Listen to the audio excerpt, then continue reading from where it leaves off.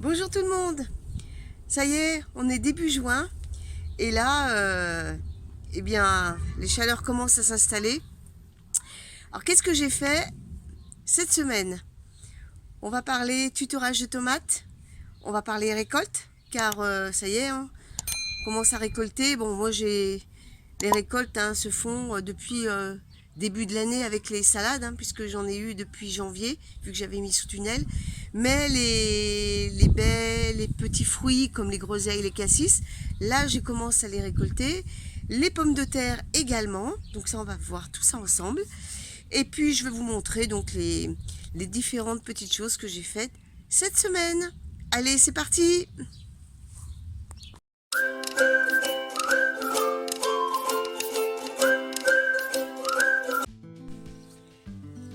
Mais les cassissiers et groseilliers, c'est vraiment la première année où j'ai autant de baies sur les arbustes.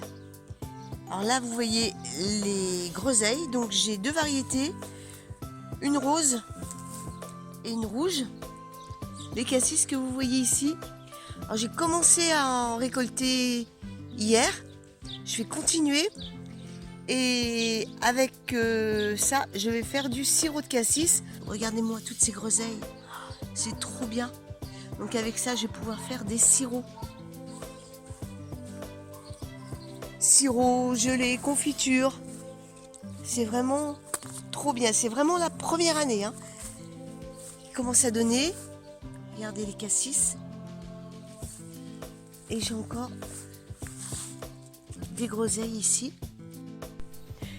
La récolte est un petit jeu de patience. Je préfère la cueillette matinale car les punaises sont encore au lit et n'apparaissent qu'en fin de matinée. Et je n'aime pas du tout leur contact puant, alors bon, c'est pour ça que je les évite au maximum. C'est vraiment un pur bonheur de pouvoir récolter ses propres petits fruits goûteux et de pouvoir les savourer en confiture, en gelée ou même pour les groseilles en salade de fruits.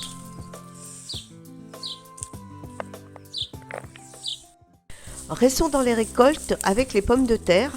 Je continue à les récolter au fur et à mesure des besoins, mais sans arracher les plants, simplement en gratouillant le sol et en prenant celles qui viennent sous ma main. C'est le moment de tutorer les tomates. Alors jusqu'à présent j'utilisais de la ficelle, comme ça. Mais cette année je vais utiliser un autre lien pour les attacher. C'est ça.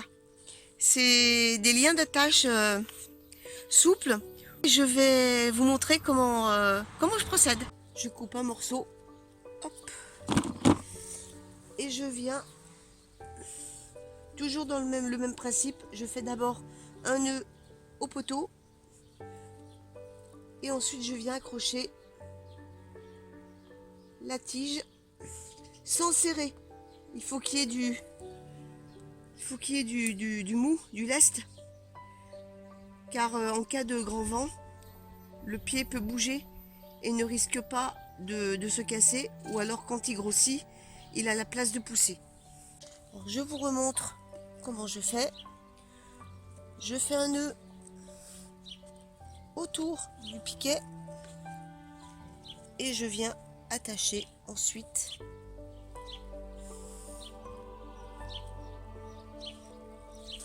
le pied en laissant de la marge qui puisse coulisser à l'intérieur. Alors quand les tiges sont encore fines, je ne l'attache pas, j'attends que ça grossisse un peu pour venir rajouter un lien. Alors j'en profite pour enlever les gourmands puisque cette année je vais les conduire sur une seule tige. Pour enlever les gourmands, c'est très simple. Je viens pincer l'extrémité de la tige et hop. Et ensuite je le mets en paillage. J'enlève également les tiges, les feuilles les plus basses pour éviter que la maladie s'installe. J'enlève tous les gourmands. J'ai refait un semis de carottes. Bon là vous voyez rien encore, puisque je l'ai fait dans la semaine. Ici j'ai mes petites carottes qui ont levé. Ici j'ai repiqué les betteraves que j'avais semées en godet individuel. Alors, il me reste à planter du basilic, des courgettes,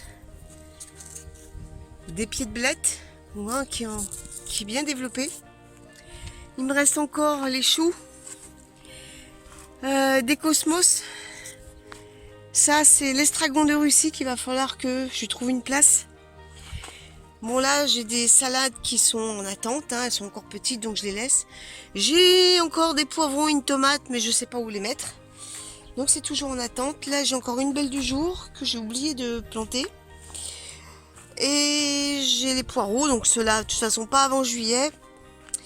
Et j'ai des œillets de fleuriste qui sont encore petits donc je les laisse encore en godet. Et là il me reste, c'est des œillets et ça c'est des zinnias je crois. Oui c'est des zinnias que j'ai encore pas planté. Et je vais aller dans la serre où il fait horriblement chaud. J'ai la marante, il va falloir que je m'en occupe également. Et la courge éponge. Donc là c'est frais, c'est bon. Je vais bientôt les planter. Alors j'attends qu'elles soient un peu plus grosses parce que j'ai pas envie que Dame Limace vienne faire son marché. J'aime mélanger les fleurs et les légumes, car outre le fait que ça donne une touche colorée au tableau, ces fleurs attirent une foule d'insectes butineurs et autres qui favorisent la pollinisation, sont des prédateurs pour d'autres insectes un peu moins désirables pour le potager, et pour certaines, par leur odeur, jouent un rôle protecteur en repoussant certains nuisibles. C'est le cas de l'œillette d'Inde avec la tomate, qui lui repousse les nématodes.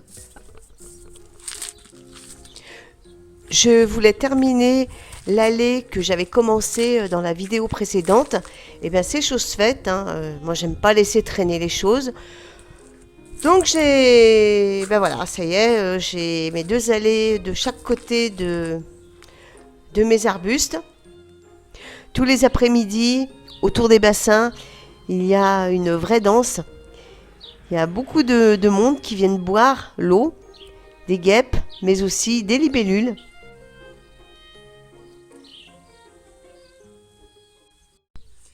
J'espère que cette vidéo vous a plu et on se donne rendez-vous dimanche prochain pour une nouvelle semaine au jardin. Salut tout le monde!